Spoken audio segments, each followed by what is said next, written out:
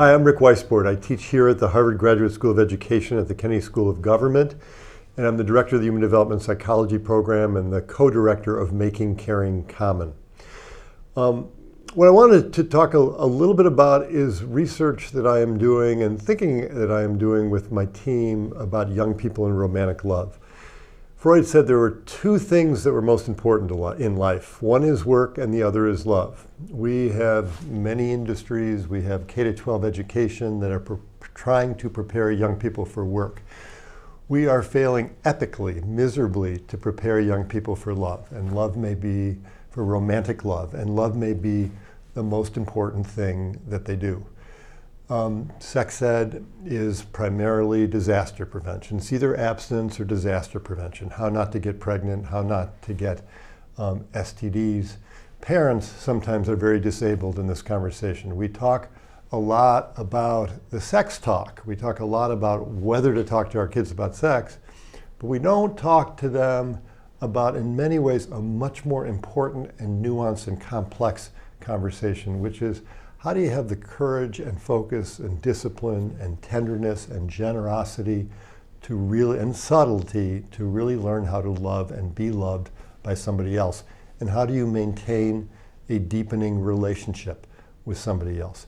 And this is just a critically important conversation to have. It's important in terms of having a meaningful life and a meaningful relationship, whether it's one relationship or multiple relationships. It's important because of the costs of divorce on couples, on kids, the emotional costs, the financial costs, depression, substance abuse, domestic abuse. There's huge fallout from failed romantic relationships. This is a conversation that we have to have. We have to have it in schools. We have to really talk about healthy relationships in schools, and we have to have this conversation at home. And when we don't have this conversation, the default is that we are abdicating responsibility to popular culture to teach our kids about love. They're learning about love from MTV or from films. I think that media images of love have been far more damaging than media images of violence. So this is an area where we really need to take control. And I think there are a few different ways that we can do this. In schools, I do think that we can include as part of the curriculum relationship questions. What does it mean to love someone else? What are the many forms of romantic love? What's the difference between intoxication and love? What's the difference between lust and love? These are why are we attracted to people who are bad for us? These are like critical questions for kids to engage, and questions they're going to be very interested in engaging in high school. And similarly for parents, we can have these conversations. And you know, for many parents who've gone through divorce, they feel like they don't have the confidence to have these conversations, but a lot of those parents have a lot of wisdom about love to impart to their kids. And it's very important that those parents impart their wisdom.